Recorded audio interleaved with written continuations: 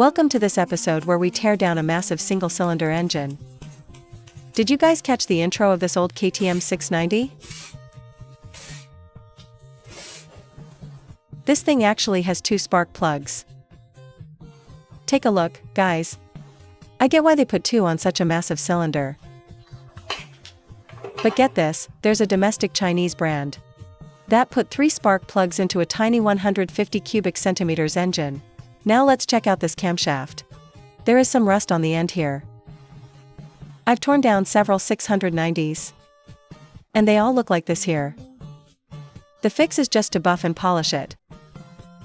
And then replace that needle roller bearing inside. This engine has been taken apart before. There's supposed to be a camshaft shim or retaining pin here. But it was already missing when I opened it up. Everything is inferior compared to a 4-cylinder. Let me ask you guys, when people say inferior, do they mean single cylinders? Take a look at its valves. It might be hard to tell how big they are like this. Let me grab a valve from a 250 cubic centimeters engine to show you. See? The difference is obvious with a comparison. Behold what a real big Singl looks like. Right, let's talk about the cylinder head setup. This is a Singl overhead cam, SOHC, for valve configuration. It uses valve clearance adjustment shims. Now, look at the cylinder block. It features a ceramic-coated cylinder bore. Looking at it like this, there's no noticeable wear. Just how wide is this cylinder? See for yourselves. And here is its absolutely massive forged piston. The one below it is a standard 125 cubic centimeters piston. When you side-by-side them, isn't it glaringly obvious? Let's bring in one from an Aprilia GPR 250. Just look at the sheer volume difference. I remember back when the 690 was first released. It faced a massive wave of criticism online. Everyone said KTM had lost its mind building such a monstrous single-cylinder bike. The vibrations are going to shake you right off. But later on, once people actually got to ride it, they realized how amazing this thing truly is. They literally bought up all the stock and sold the bike out, didn't they? Let's take a look at the clutch. The clutch is made in Italy. I don't actually recognize this specific brand.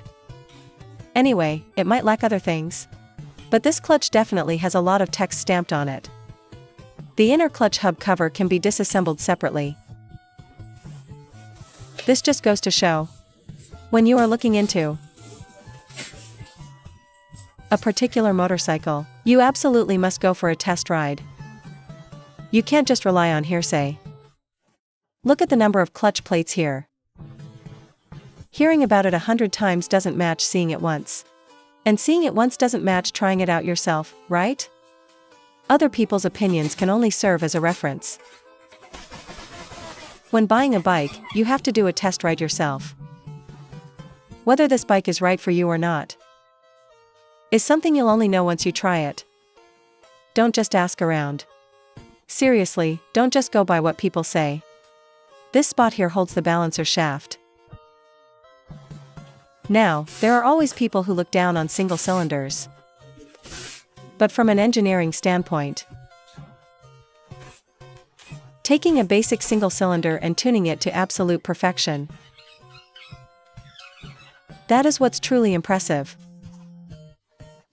Think about legendary Yamahas or Honda's track-only motocross bikes, they are all single cylinders. Those engines prove that the best things come in small packages. So really, don't dismiss the single cylinder. Let's check out this timing chain.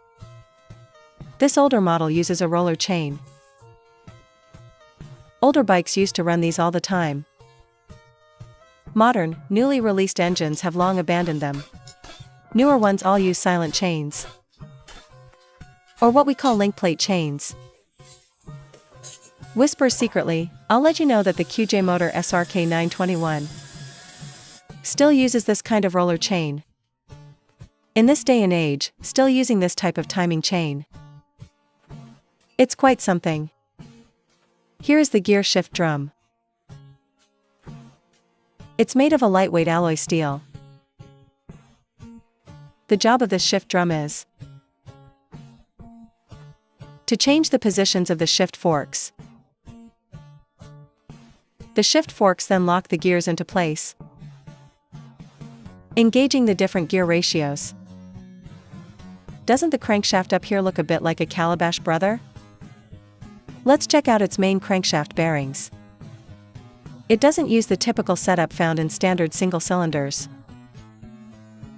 which are deep groove ball bearings. Instead, it uses cylindrical roller bearings. These kinds of bearings are meant for high-load applications.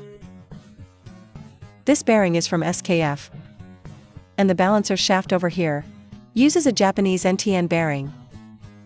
A single engine using 3 different brands of bearings. See, over here it's NSK again. For a single-cylinder engine, you can tell if the crank is good just by tapping it. Judging by the sound, it's perfectly fine and good to keep using. You might wonder why we're opening it up if nothing is broken. Well, some internal components actually shattered inside previously. Look at all these debris and metal shavings left inside. The owner wanted it completely torn down and cleaned out. Alright, time to let my ultrasonic cleaner fluid wash everything clean. Doesn't it look way more satisfying now? Alright, that's it for this video. Thank you all for watching. If you enjoyed it, please drop a like. Man, working on a single-cylinder engine is so straightforward.